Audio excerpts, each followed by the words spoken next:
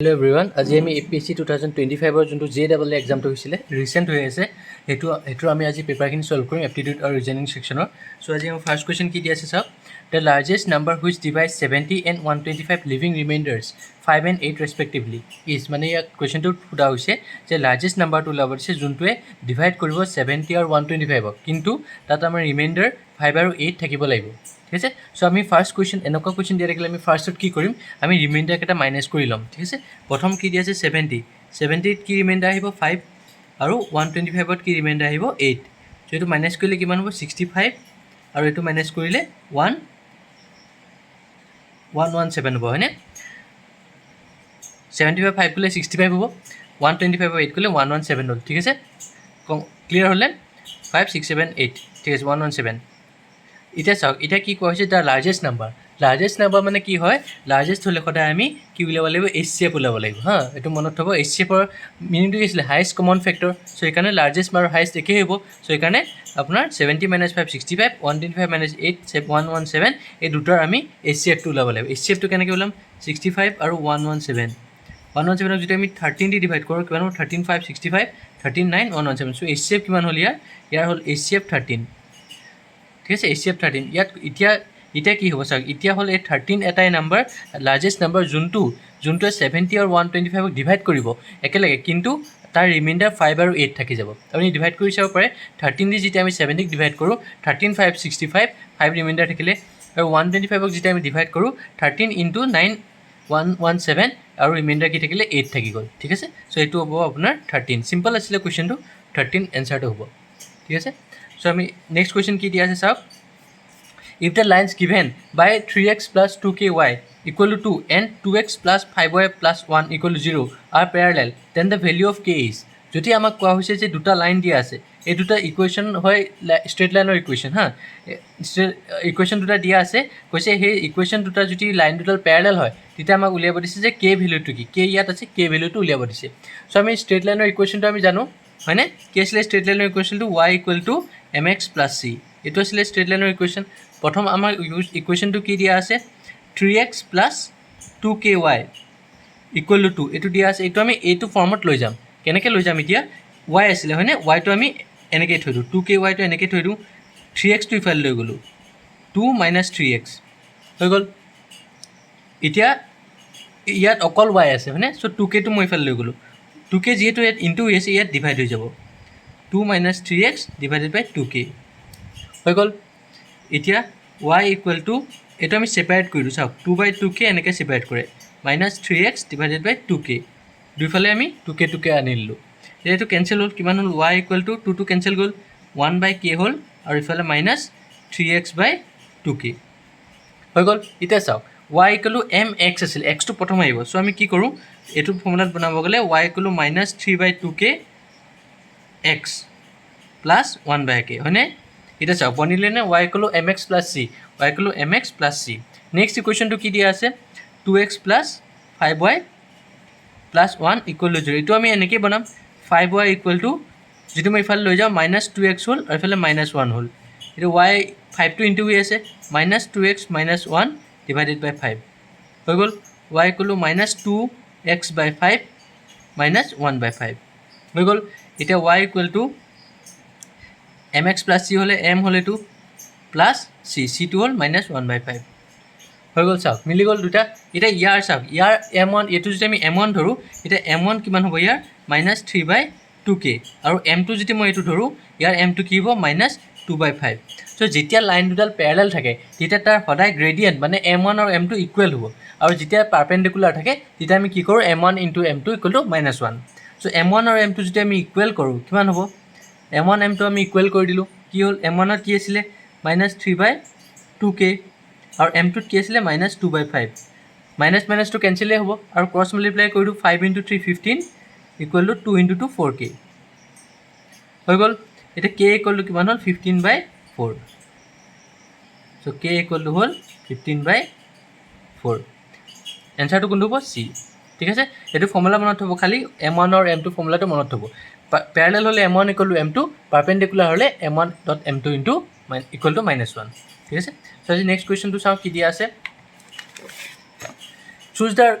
Choose the odd number from the option given বিলো odd নাম্বাৰটো আমাক ওলাব দিছে হা অড নাম্বাৰটো আমি কেনেকৈ ওলাম একেবাৰে ইজি আছে চাওক 17 13 19 17টো এটা প্ৰাইম নাম্বাৰ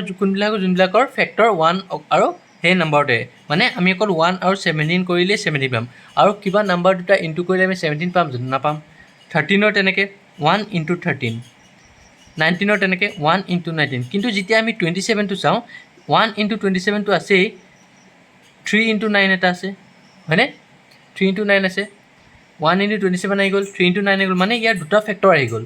এটা 1 ইনটু 27 এটা 3 ইনটু 9 চ' এইটো প্ৰাইম নাম্বাৰ নহয় হয়নে এইটো প্ৰাইম নাম্বাৰ নহয় চ' সেইকাৰণে ইয়াৰ অপশ্যনটো কি হ'ব অড নাম্বাৰ এইটো হ'ব কাৰণ এইকেইটা আমাৰ প্ৰাইম নাম্বাৰ হয় আৰু এইটো প্ৰাইম নাম্বাৰ নহয় সেইকাৰণে অপশ্যনটো এইটোৱে হ'ব 27 is not a prime number ঠিক আছে এতিয়া চাওক নেক্সটটো কি দিয়া আছে Hari rank 9th from the top and 36 from the bottom in a class how many students are there in the class এই অংকটো মই এই কেইদিনমানৰ আগত জাষ্ট 2 to 3 ডেজৰ আগত মই এইটো কৰাইছোঁ এনেকুৱা অংক এটা ছেম কৰাইছোঁ যদি আপোনালোকে মোৰ ৰিচেণ্ট ভিডিঅ'খিনি চাইছিলে আগৰ ভিডিঅ'খিনি নালাগে বাৰু ৰিচেণ্ট ভিডিঅ'খিনি যদি চাইছে তেতিয়া এই অংকটো ধুনীয়াকৈ কৰিব পাৰিব একদম ইজি হয় যদি এজন মানুহে দুইফালৰ পৰা ৰেংক দিয়া হৈছে এটা মানুহৰে ৰেংক কৈছে আকৌ হাৰিৰে কৈছে ওপৰৰ পৰা কৈছে আৰু তলফালৰ পৰা কৈছে ওপৰৰ পৰা 9th নম্বৰ আৰু তলফালৰ পৰা 36 নম্বৰ চ' এনেকুৱা ক্ষেত্ৰত আমি কি কৰোঁ জাষ্ট এটা মানুহৰ যেতিয়া কৈ থাকে 9 + 36 - 1 কিমান হ'ল 45 - 1 44 একদম চিম্পল হয় এইটো ফৰ্মুলাই হয় ঠিক আছে যেতিয়া এজন মানুহৰে ৰেংক দুটা দিয়া থাকে লেফ্ট হওক বা ৰাইট হওক যদি ইয়াত কোৱা হৈছে হাৰি rank 9th from the left and 36 from the right তেতিয়াও আপোনাৰ এইটো ফৰ্মুলাই হ'ব কিন্তু মানুহ এজন দিব লাগিব ঠিক আছে তো হাউ মেনি ষ্টুডেণ্ট কৈছে চ' আমাৰ তাত 44টা ষ্টুডেণ্ট আছিলে য'ত হাৰি ৰেংকটো 9th ফ্ৰম দ্য টপ আৰু 36th ফ্ৰম দ্য বটম এইটো অংক মই ৰিচেণ্ট কৰাই দিছোঁ মোৰ দুটামান ভিডিঅ' আগত যদি আপোনালোকে চাই তেতিয়া এইটো কুৱেশ্যন পাই যাব এনেকুৱা চিমিলাৰ কুৱেশ্যন এটা আছিলে চ' সেইটো কুৱেশ্যন যদি কোনোবাই যদি চাইছিলে তেনেকৈ ভিডিঅ' চাইছিলে তেতিয়াতো কমপ্লিট আপোনালোকে পাৰিছে নেক্সট কুৱেশ্যনটো চাওক কি দিয়া আছে how many threes are there in the following sequence which are neither preceded by 6 nor immediately followed বাই 9 ঠিক আছে এনেকুৱা আমাক কৈছে যে এইকেইটা দিয়া আছে নাম্বাৰকেইটা এই নাম্বাৰটোৰ ভিতৰত আমাক সুধিছে এনেকুৱা 3 বাছি উলিয়াব দিছে যোনটোৰ নিডাৰ প্ৰিচিডেড বাই 6 মানে ধৰি লওক 3টো ইয়াত আছে নিডাৰ প্ৰিচিডেড বাই 6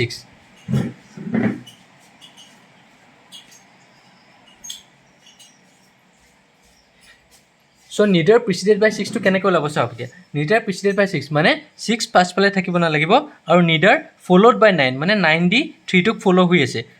6 পাছফালে থাকিব লাগিব আৰু 9 দি 3টোক ফ'ল' হৈ আছে এনেকুৱা নাম্বাৰকেইটা আমাক নালাগে হয়নে so' how many threes are there in the following sequence which are neither preceded by 6 প্ৰিচিডেডটো হ'ব নালাগে আৰু 9 দি ফ'ল' হোৱা নাই চাওক ঠিক আছে চ' এনেকুৱা অংক কি এনেকুৱা আমাৰ কি আছে এইটো চাওক এইটো এটা 639 আমি পাই আছোঁ এইটো নহ'ব নেক্সট আমাৰ 69 এইটো পাই আছোঁ এইটো নহ'ব আৰু এইটো 69 পাই আছোঁ এইটো নহ'ব আৰু আছে নেকি চাওক 936 এইটো ঠিক আছে মানে চাওক মিলা নাই চ' এইটো আমাৰ কাৰেক্ট অপশ্যন হ'ব আৰু এটা 3 আছে ইয়াত এটা 3 আছে এইটো আমাৰ কাৰেক্ট অপশ্যন হ'ব 937 ইয়াতো আমাৰ নিডাৰ প্ৰিচিডেড বাই 6 নৰ ফ'ল'ড বাই 9 ইয়াতো নিডাৰ প্ৰিচিডেড বাই 6 নৰ ফ'ল'ড বাই 9 এনেকুৱা যদি আছে তেতিয়া এইটো কেঞ্চেল হ'ব চ' আমাৰ কেইটা পালোঁ দুটা পালোঁ চিম্পল হয় ঠিক আছে নেক্সট কুৱেশ্যনটোলৈ আহোঁ এতিয়া আমাক কি দিয়া আছে কুৱেশ্যনটো an amount of ₹20,000 is deposited in a bank for 2 years calculate the interest if the rate of interest is 10% compounded annually এইটো কম্পাউণ্ড ইণ্টাৰেষ্টৰ ওপৰত পৰা হৈছে কুৱেশ্যনটো মই চিম্পল ইণ্টাৰেষ্ট আৰু কম্পাউণ্ড ইণ্টাৰেষ্ট দুয়োটাই কৰাই দিছিলোঁ ধুনীয়াকৈ কৰাই দিছিলোঁ একদম তাত মেক্সিমাম নম্বৰ অফ কুৱেশ্যন আছে যদি আপোনালোকে বিচাৰে মই ডেছক্ৰিপশ্যনটোত লিংকটো দি দিম সেইটো আপুনি যদি কনফিউজন আছে কাৰণ ইয়াত কম্পাউণ্ডেড এনুৱেলি আছে কেতিয়াবা আপোনাৰ কম্পাউণ্ডেড হাফ ইয়াৰলিও থাকে কম্পাউণ্ডেড কোৱাৰ্টাৰলিও থাকে চ' সেই গোটেইকেইটাই কৰাই দিয়া হৈছে চ' আপোনালোকে সেইটো চাই ল'ব যদি কনফিউজন পায় চ' এমাউণ্ট কি দিয়া আছে এমাউণ্ট অফ ₹20,000 মানে প্ৰিন্সিপাল আমাৰ দিয়া আছে 20,000 হয়নে 20,000 দিয়া আছে deposited in a bank for 2 years time দিয়া আছে আমাৰ 2 years calculate the interest if the rate of interest is 10% compounded annually ইয়াত চাওক কেলকুলেট দ্য ইণ্টাৰেষ্ট হা ইয়াত আমাক কৈছে কেলকুলেট দ্য ইণ্টাৰেষ্ট মানে এইটো ৰেট অফ ইণ্টাৰেষ্টৰ কথা কোৱা নাই ৰেট অফ ইণ্টাৰেষ্ট আমাক দিয়াই আছে চ' এইটো কৈছে যে কম্পাউণ্ড ইণ্টাৰেষ্টটো কিমান হ'ব 10% হয়নে ৰেট অফ ইণ্টাৰেষ্ট 10% দিয়াই আছে চ' আমাৰ ফৰ্মুলা মতে কি আছিলে এমাউণ্ট ইকুৱেল টু কি আছিলে P1 + R/100 হয়নে এইটো আছিলে ফৰ্মুলাটো এইটো ফৰ্মুলা কিহৰ আছিলে এনুৱেলি কম্পাউণ্ডেড এনুৱেলি হয় এইটো ফৰ্মুলা হাফ ইয়াৰলি আৰু কোৱাৰ্টাৰলি বেলেগ হ'ব কিন্তু দেই চ' এমাউণ্টটো আগতে আমি উলিয়াই লওঁ এমাউণ্ট কিমান হ'ল 20,000 দিয়া আছে 1 প্লাছ r/100 r কিমান আছিলে 10/100 আৰু টাইম কিমান আছিলে 2 years হৈ গ'ল সিম্পল হয় এতিয়া 20,000 10 টাইমছ হ'ল হয়নে সো কিমান হ'ল 10 + 1 / 10 LCM লৈ ললোঁ ইয়াত 1 আছিলে 1 10 × 10 + 1 ইটো 10 সো এইটো কিমান হ'ল 20,000 10 + 1 11/10 স্কোয়াৰ হৈ গ'ল এলাকা হৈ গ'ল এতিয়া ইয়াতো আমি সলভ কৰোঁ 20,000 * 11/10 আমি কেনেকৈ লিখিব পাৰোঁ 11/10 * 11/10 হয় 0 0 কেনসেল হ'ল 0 0 কেনসেল হ'ল হৈ গ'ল ঠিক আছে এটা চাওক 200 * 11 কিমান হ'ল 11 স্কোয়াৰ কিমান হ'ল 121 সিম্পল হয় 21 2 2 4 21 2 0 0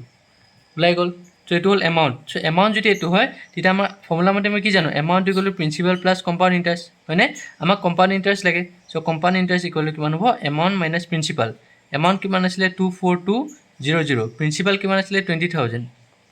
এনসাৰ কিমান হ'ল 4,200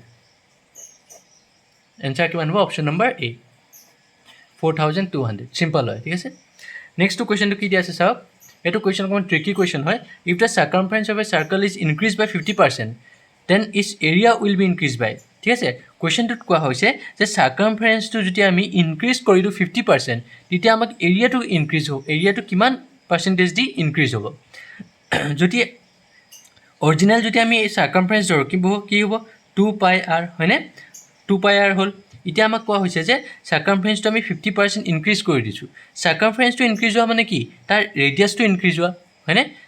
চ' এতিয়া চাওক নতুন চাৰ্কামফাৰেঞ্চ কিমান হ'ব 2πr চাওক চাৰ্কামফাৰেঞ্চটো ইনক্ৰিজ হোৱা মানে এইটো সদায় মনত হ'ব যেতিয়া আমাৰ চাৰ্কামফাৰেঞ্চটো ইনক্ৰিজ হৈ আছে কাৰণ 2πটো কনষ্টেণ্ট হয় ৰেডিয়াছটো তাৰ ইনক্ৰিজ হৈ আছে হয়নে ৰেডিয়াছটো তাৰ ইনক্ৰিজ হৈ আছে মানে ইয়াত যদি আমি চাওঁ এটা চাৰ্কামফাৰেঞ্চটো যদি আমি 2πr + 50% অফ 2πr হা 2π মানে 50% ইনক্ৰিজ হৈছে হয়নে 50% ইনক্ৰিজ হৈছে চ' কিমান হ'ল 2πr + 50/100 হ'লে কিমান হ'ব ইনটু 2πr হয়নে চ' কিমান হ'ল 52 × 100 1/2 মানে 3πr বুজি পাইছে না কথাটো চাওক 50% ইনক্ৰিজ হৈছে এৰিয়াটো চাৰ্কামফাৰেঞ্চটো 50% ইনক্ৰিজ হৈ আছে চাৰ্কামফাৰেঞ্চ যদি 2πr হয় তেতিয়া আমি যদি 50% ইনক্ৰিজ কৰোঁ কিমান হ'ব তাৰ 50 মানে কি 1/2 হয়নে বুজি পাইছে না কথাটো চাওক মই আপোনাক এটা কথা বুজাই দিওঁ ধৰি লওক এইটো এটা চাৰ্কেল হ'ল এইটো আমাৰ অৰিজিনেল চাৰ্কেল আছিলে যাৰ চাৰ্কামফাৰেঞ্চ 2πr ঠিক আছে চ' এইটো কৈছে যে চাৰ্কামফাৰেঞ্চটো ইনক্ৰিজ হৈ গ'ল চাৰ্কামফাৰেঞ্চ ইনক্ৰিজ হোৱা মানে কি ইয়াৰ ৰেডিয়াছ এইটো হৈ আছে যদি ইয়াৰ ৰেডিয়াছটো ইনক্ৰিজ হৈ যায় তেতিয়া তাৰ চাৰ্কামফাৰেঞ্চটো অট'মেটিকেলি ইনক্ৰিজ হৈ যাব হয়নে মন কৰিছেনে ইয়াত আমাৰ কৈছে যে চাৰ্কামফাৰেঞ্চ ইনক্ৰিজ হোৱা মানে আমাৰ ৰেডিয়াছটো ইনক্ৰিজ হৈ আছে বুজি পাইছে কথাটো ৰেডিয়াছটো ইনক্ৰিজ হ'লেহে চাৰ্কামফাৰেঞ্চটো ইনক্ৰিজ হ'ব চ' এতিয়া এইখিনি আপুনি বাদ দিয়ক এতিয়া চাওক মই আপোনাক আৰু এটা ইজি মেথড কৈছোঁ ৰেডিয়াছটো ইনক্ৰিজ হৈ আছে হয়নে চ' ৰেডিয়াছটো যদি আমাৰ r হয় তেতিয়া নতুন ৰেডিয়াছটো কিমান হ'ব 50% ইনক্ৰিজ হৈ আছে চ' নতুন ৰেডিয়াছটো কি হ'ব r + নিউ ৰেডিয়াছ হা নিউ ৰেডিয়াছ r1 কিমান হ'ব r + নতুন ৰেডিয়াছ কিমান হ'ল 50% অফ r হয়নে মানে এইটো কিমান হ'ল r + 1/2r মানে 3/2r নতুন ৰেডিয়াছটো কিমান হ'ল নতুন ৰেডিয়াছটো 3/2r টাইমছ হ'ব পুৰণা ৰেডিয়াছটো বুজি পালে না কথাটো একদম মন দি চাব if the circumference of a circle is increase by 50% চাৰ্কামফাৰেঞ্চটো কেতিয়া ইনক্ৰিজ হ'ব যেতিয়া আমাৰ ৰেডিয়াছটো ইনক্ৰিজ হ'ব হয়নে চ' ৰেডিয়াছটো যদি আমি ইনক্ৰিজ কৰোঁ তাৰ চাৰ্কামফাৰেঞ্চটো অবভিয়াছলি ইনক্ৰিজ হ'ব ইয়াত চাৰ্কামফাৰেঞ্চটো ইনক্ৰিজ হোৱা মানে ৰেডিয়াছটো 50% ইনক্ৰিজ হৈ আছে তো ৰেডিয়াছটো যদি আমি ইনক্ৰিজ কৰোঁ কিমান হ'ল ইনক্ৰিজ 50% যদি আমি ৰেডিয়াছটো ইনক্ৰিজ কৰোঁ চাওক 50% যদি আমি ৰেডিয়াছটো ইনক্ৰিজ কৰোঁ চাৰ্কামফাৰেঞ্চটো অট'মেটিকেলি 50% ইনক্ৰিজ হৈ যাব হয়নে কাৰণ এইটো ডাইৰেক্টলি প্ৰপৰ্চনেল হৈ আছে তো এতিয়া কি হ'ল আৰু নতুন ৰেডিয়াছটো কিমান হ'ব 3/2r এতিয়া আমাক কৈছে যে এৰিয়াটো কেতিয়া ইনক্ৰিজ হ'ব অৰিজিনেল এৰিয়া আমাৰ কিমান আছিলে πr² আছিলে হয়নে অৰিজিনেল এৰিয়া πr² আছিলে এতিয়া যদি আমাৰ নতুন আমি ৰেডিয়াছটো লওঁ তেতিয়া ৰেডিয়াছৰ কি হ'ব আপোনাৰ a = π * 3/2r² হয়নে কথাটো বুজি পাইছেনে যদি আমাৰ নতুন ৰেডিয়াছটো লওঁ আমি কি হ'ব 3/2r² হয়নে চ' এতিয়া π 3/2 r square কিমান হ'ব 1.5 r square 1.5 square r square so কিমান হ'ল 2.25 r square so ফাইনেল এৰিয়াটো কিমান হ'ব এইটো হ'ল আৰু আমাৰ অৰিজিনেল পাই এটা আছে দেই পাই এটা আছে আৰু আমাৰ অৰিজিনেলটো কি আছিলে পাই r square so আমাৰ কিমান ইনক্ৰিজ হ'ল ইনক্ৰিজ কেনেকৈ চাওঁ আমি যে আমি টোটেল 2.25 পাই r square মাইনাছ অৰিজিনেলটো কিমান আছিলে পাই r square divided by pi r square into 100 হয়নে এইটো আমাৰ পাৰ্চেণ্টেজ ইনক্ৰিজটো আমি এনেকৈ চাওঁ চ' এইটো কিমান হ'ল এতিয়া 2.25 যদি পাই r মাইনাছ কৰোঁ কিমান হ'ল এইটো 1.25 আহিব 1.25 পাই r square divided by pi r square এটা আছে ইনটু 100 হৈ গ'ল এতিয়া পাই r square কেঞ্চেল হ'ল 1.25 ইনটু 100 কিমান হ'ল 125%। চ' আমাৰ এনচাৰটো কি হ'ব 125%। বুজি পালে কথাটো মই আকৌ ৰিপিট কৰি দিছোঁ চাওক কুৱেশ্যনটোত কোৱা হৈছে যে if the circumference of a circle is increase by 50% মানে চাৰ্কামফাৰেঞ্চটো ইনক্ৰিজ হৈ আছে চাৰ্কামফাৰেঞ্চ ইনক্ৰিজ হোৱা মানে কি তাৰ ৰেডিয়াছটো ইনক্ৰিজ হোৱা এতিয়া চাৰ্কামফাৰেঞ্চটো আমি ইনক্ৰিজ কৰিলে কি হ'ব তাৰ ৰেডিয়াছটো অট'মেটিকেলি ইনক্ৰিজ হৈ যাব মানে তাৰ ৰেডিয়াছটো যদি আমি ইনক্ৰিজ কৰোঁ তাৰ চাৰ্কামফাৰেঞ্চটো অট'মেটিকেলি ইনক্ৰিজ হৈ যাব তো চাৰ্কামফাৰেঞ্চ ইনক্ৰিজ 50% ইনক্ৰিজ হোৱা মানে ৰেডিয়াছটো তাৰ 50% ইনক্ৰিজ হোৱা চ' ৰেডিয়াছটো যদি নতুন ৰেডিয়াছটো কিমান হ'ব আগৰ ৰেডিয়াছটো যদি আমি r ধৰোঁ নতুন ৰেডিয়াছটো কি হ'ব r প্লাছ 50% অফ r মানে 3/2 r হ'ল এইটো হ'ল নতুন ৰেডিয়াছ আগৰ এৰিয়াটো কিমান আছিলে পাই r square নতুন এৰিয়াটো কি হ'ব r ঠাইত আমি নতুন এৰিয়াটো আমি পালোঁ 3/2 r square এইটো পালোঁ মানে তো এতিয়া আমি এইটোত কৰি পেলাই ইমানখিনি পালোঁ চ' এতিয়া প্ৰথম এৰিয়া আছিলে অৰিজিনেল এৰিয়া ইমান আছিলে আমি নিউ এৰিয়া কিমান পালোঁ ইমান পালোঁ চ' ইয়াৰ পৰা ইয়ালৈ যাওঁতে পাৰ্চেণ্টেজ কিমান ইনক্ৰিজ হৈছে কেনেকৈ গম পাম ফাইনেল মাইনাছ ইনিচিয়েল ডিভাইডেড বাই ইনিচিয়েল ইনটু 100 মানে ফাইনেল মাইনাছ অৰিজিনেল ডিভাইডেড বাই অৰিজিনেল ইনটু 100 কিমান হ'ল 125% ইনক্ৰিজ হ'ল এইটো সদায় মনত থ'ব কুৱেশ্যনটো দেই যেতিয়া আমাৰ পাৰ্চেণ্টেজ ইনক্ৰিজ কৰোঁ তেতিয়া আমাৰ ফাইনেলটো ধৰি লওঁ মাইনাছ অৰিজিনেলটো ধৰি লওঁ ডিভাইড বাই অৰিজিনেল ইনটু 100 ঠিক আছে চ' আমি নেক্সট কুৱেশ্যনটোলৈ আহোঁ কি দিয়া আছে চাওক 10 years ago A was half of B in age if the ratio of their present ages is 3:4 what will be the total of their present ages ঠিক আছে এইটো এজৰ অংক হয় প্ৰব্লেম অন এজেছ মই ডেছক্ৰিপশ্যনৰ লিংকটো দি দিম সেই চেপ্টাৰটো আপোনালোকে ভালকৈ চাই ল'ব যদি এজত কনফিউজন আছে সেইটো চাই ল'ব ভালকৈ তেতিয়া আপোনাৰ গোটেইখিনি কনফিউজন ক্লিয়াৰ হ'ব ইয়াত কোৱা হৈছে যে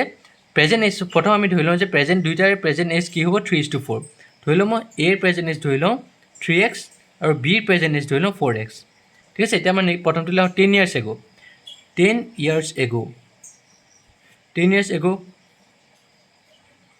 years ago এৰ এজ কিমান হ'ব কিমান আছিলে 3x minus 10 এগো কৈছে নহয় আৰু বিৰ কিমান আছিলে 4x minus 10 এতিয়া আমাক কৈছে যে 10 years ago 10 years ago 10 বছৰ পিছত এৰ এজটো 3x minus 10 was মানে হ'ল ইকুৱেল টু হাফ দিলোঁ অফ মানে হ'ল ইনটু বি 4x minus 10 বুজি পালে নে কেনেকৈ কৰিলোঁ 10 years ago এৰ এজটো কৈছে was হ'ল ইকুৱেল টু হাফ দিয়া আছে হাফ লিখিলোঁ অফ মানে হ'ল ইনটু বিৰ এজ কি হ'ব 4x minus 10 এইটো এতিয়া আমি চল্ভ কৰিলোঁ 2 ইফালে লৈ যাওঁ কিমান হ'ল 6x minus 20 হ'ল ইকুৱেল টু 4x minus 10 হৈ গ'ল তো 6x minus 4x হ'ল ইকুৱেল টু minus 10 plus 20 তো 6x minus 4x কি হ'ব 2x ইকুৱেল টু 10 হ'ল হয়নে 10 চ' x ইকুৱেল টু কিমান হ'ল 5 যদি x ইকুৱেল টু 5 হয় তেতিয়া এৰ কিমান প্ৰেজেণ্ট এজ হ'ল 3x মানে 3 into 5 15 বছৰ হয়নে বিৰ কিমান হ'ল 4x 4 into 5 মানে 20 চ' এতিয়া আমাক কৈছে যে what will be the total of their present age total কিমান হ'ল 15 plus 20 কিমান হ'ল 35 years ঠিক আছে এতিয়া চাওক কথা এটা হ'ল এই অংকটো আপুনি 1 ছেকেণ্ডত ওলাই দিব পাৰিব অপশ্যন কেইটা চাই পেলাই আপুনি 1 ছেকেণ্ডত ওলাব পাৰিব কেনেকৈ কওঁ মই চাওক আমাক কি কোৱা হৈছে total of their present age ঠিক আছে টোটেল প্ৰেজেণ্ট এজটো উলিয়াব লাগে দুইটাৰ ৰেচিঅ'ত কি দিয়া আছে 3:4 মানে টোটেল যদি আমি প্ৰেজেণ্ট এজ ধৰোঁ কিমান হ'ব 3 + 4 7 হ'ব লাগিব হয়নে বুজি পালে নে কথাটো টোটেল প্ৰেজেণ্ট এজ আমাক সুধিছে কি হ'ব টোটেল প্ৰেজেণ্ট এজ কি হ'ব দুইটাৰে টোটেল প্ৰেজেণ্ট এজ সুধিছে চ' টোটেল প্ৰেজেণ্ট এজ যদি আমি ধৰোঁ চাওক ৰেচিঅ' দিয়া আছে প্ৰেজেণ্ট এজৰ ৰেচিঅ' দিয়া আছে 3:4 মানে টোটেল যদি আমি ধৰোঁ দুইটাৰে কিমান হ'ল 3 + 4 7 হ'ল হয়নে 7 হ'ল এতিয়া এই অপশ্যনত 7ৰ মাল্টিপল কি আছে কাৰণ যিয়ে নহওক আপোনাৰ 7ৰ মাল্টিপলে হ'ব লাগিব এতিয়া চাওক টোটেল মই ইয়াতে বুজাই দিছোঁ টোটেল যদি আমি 3x আৰু 4x ধৰোঁ, টোটেল প্ৰেজেণ্ট এজ কিমান হ'ল 7x, মানে এক্স যিয়ে নহওক, এক্সৰ ভেলু যিয়ে নাহওক কিয় 7ৰ মাল্টিপল হ'ব লাগিব, হয়নে? চ' 7ৰ মাল্টিপল কি আছে? 8ও নহয়, 20ও নহয়, 30ও নহয়, 35 হৈ আছে। চিম্পল, 1 ছেকেণ্ডত ওলাই গ'ল। টোটেল প্ৰেজেণ্ট এজ 3 + 4 কিমান হ'ল 7, 7ৰ মাল্টিপল কি আছে 35 হৈ গ'ল, 35 ইয়াৰ্ছ। বাকী অপশ্যনকেইটাতো আপোনাৰ 70 ইনটুৱে নহয়, ডিভাইডে নহয়। চ' এনেকুৱা এটা লাগিব যোনটো 70 ডিভাইড হয়, কাৰণ 7x ইয়াত হৈ আছে, মানে ধৰি লওক 7x হৈ আছে, 7ৰ লগত আপুনি যিয়ে ইনটু নকৰোঁ, 7 × 3, সেইকেইটা গোটেইকেইটা 70 ডিভাইড হৈ যাব লাগিব। আৰু ইয়াত এনেকুৱা এটা অপশ্যন আছে যোনটো 70 ডিভাইড হয়, এটাই আছে, সেইটো 35 ইয়াৰ্ছ। এটা আপুনি নকৰাকৈ আপুনি ওলাই দিব পাৰিব এনচাৰটো, ঠিক আছে? চ' নেক্সট কুৱেশ্যনটো দিয়া আছে, কি চাওঁ? 2 numbers are 30% and 20% less than a third number respectively. The ratio of first two number is, ঠিক আছে? তো আমাক সুধিছে দুটা নাম্বাৰ আছে, এইটো প্ৰথমটো কি হয় 30% লেছ হয় 3 নম্বৰ নাম্বাৰটোতকৈ, আৰু দ্বিতীয় নাম্বাৰটো 20% লেছ হয় তৃতীয় নাম্বাৰটোতকৈ। চ' এতিয়া আমি ধৰি লওঁ ফাৰ্ষ্ট নাম্বাৰ ধৰি লওঁ, ঠিক আছে? ফাৰ্ষ্ট নাম্বাৰটো ধৰি লওঁ, ফাৰ্ষ্ট নহয়, আমাক কি লাগে থাৰ্ড নাম্বাৰ, থাৰ্ড নাম্বাৰটো আমি ধৰিব লাগিব। থাৰ্ড নাম্বাৰটো আগতে ধৰিব লাগিব, কাৰণ দুইটাই থাৰ্ড নাম্বাৰৰ লগত ৰিলেট হৈ আছে। থাৰ্ডটো ধৰি লওঁ আমি এক্স, ফাৰ্ষ্টটো আমি কিমান পাম? ফাৰ্ষ্টটো আমি পাম ফাৰ্ষ্টটো 30% লেছ, মানে 30% less than third number. Third number কি আছিলে এক্স, তাতকৈ 30% লেছ হ'লে কিমান হ'ব? Minus x minus 30/100 into x হৈ গ'ল। 100টো যদি আমি লৈ লওঁ এলচিএম কিমান হ'ল? 100x মাইনাছ 30x কিমান হ'ল? 70x/100। এইটো হ'ল আপোনাৰ ফাৰ্ষ্ট নাম্বাৰ। ছেকেণ্ড নাম্বাৰটো চাওঁ কিমান দি আছে। ছেকেণ্ডটো চাওঁ, ছেকেণ্ডটো কি কৈছে 20% লেছ, কিহতকৈ লেছ? থাৰ্ড নাম্বাৰটোতকৈ। থাৰ্ড নাম্বাৰ কিমান লৈছিলোঁ? এক্স, তাতকৈ 20% less of X. So' X minus 20/100 into x হৈ গ'ল। তো এক্স 100টো আমি এলচিএম লৈ লওঁ। চ' 100x মাইনাছ 20x কিমান হ'ল? এইটো 80x/100। চাওক এনেকুৱা অংকবিলাক 70, 100 বা 50, 100, 60, 100 এইবিলাক থাকিলে আপোনালোকে কেতিয়াও কেঞ্চেল নকৰিব হা। এই হৈ গ'ল। এতিয়া আমাক কি লাগে? তাৰ ৰেচিঅ' ফাৰ্ষ্ট টু নাম্বাৰ, প্ৰথম দুটা নাম্বাৰৰ ৰেচিঅ' লাগে। প্ৰথম কি আছিলে? প্ৰথম নাম্বাৰটো কি আছিলে? 70x/100। ৰেচিঅ' মানে ডিভাইড হা। এইটো হ'ল ফাৰ্ষ্ট নাম্বাৰ। ছেকেণ্ড নাম্বাৰ কিমান আছিলে? 80x/100 এইটো আছিলে। এতিয়া এইটো আমি কেনেকৈ চল্ভ কৰিম? কেনেকৈ আছিলে মেথডটো? প্ৰথম যিটো থাকে সেইটো একেই থাকিব, নেক্সটটো কি হ'ব? উল্টা হৈ যাব, ইনটু হৈ যাব, আৰু টু উল্টা হৈ যাব 80x। এক্স কেঞ্চেল হ'ল, 0 কেঞ্চেল হ'ল, 100 কেঞ্চেল হ'ল, কিমান হ'ল? 7/8। 7/8 মানে কি হ'ল? 7:8। চ' আমাৰ এনচাৰটো কি হ'ব? 7:8। ঠিক আছে? তো আজি আমি ইয়াতে এৰিছোঁ। চ' এইটো হ'ল আপোনাৰ APSC JEE পাৰ্ট 1 হয়, যোনখন ৰিচেণ্টলি চল্ভ হৈছে, আৰু ইয়াৰ পিছত আমি পাৰ্ট 2লৈ যাম। ঠিক আছে? সেইখিনি পাৰ্ট 2খিনি কৰি দিয়াৰ পিছত আপোনালোকৰ গোটেইখন পেপাৰ কমপ্লিট হৈ যাব। তো মোৰ চেনেলটো লাইক, ছাবস্ক্ৰাইব আৰু শ্বেয়াৰ কৰিবলৈ নাপাহৰিব। আৰু ডিছক্ৰিপশ্যনত মই গোটেইখিনি, যেনেকৈ আপোনাৰ প্ৰব্লেম অন এজেছ, এইটো আপোনাৰ এইটো পাৰ্চেণ্টেজৰ প্ৰব্লেম, চ' সেই গোটেইখিনি চেপ্টাৰখিনি মই দি দিম। যদি আপোনালোকে কোনোবা এটা চামত কনফিউজন লাগি আছে, সেইটোত আপুনি আগতে চেপ্টাৰটো ভালকৈ চাই ল'ব। গোটেইখিনি কৰাই দিয়া আছে, ধুনীয়াকৈ মই দি দিম ডেছক্ৰিপশ্যনৰ লিংকখিনি, আপোনালোকে ভালকৈ চাই ল'ব, তেনেকৈ প্ৰিপেৰেশ্যন কৰিব, তেতিয়া আপোনালোকে ক্ৰেক কৰিব পাৰিব। ঠিক আছে? চ' মোৰ চেনেলটো লাইক, ছাবস্ক্ৰাইব আৰু শ্বেয়াৰ কৰিবলৈ নাপাহৰিব। চ' থেংকছ এ লট।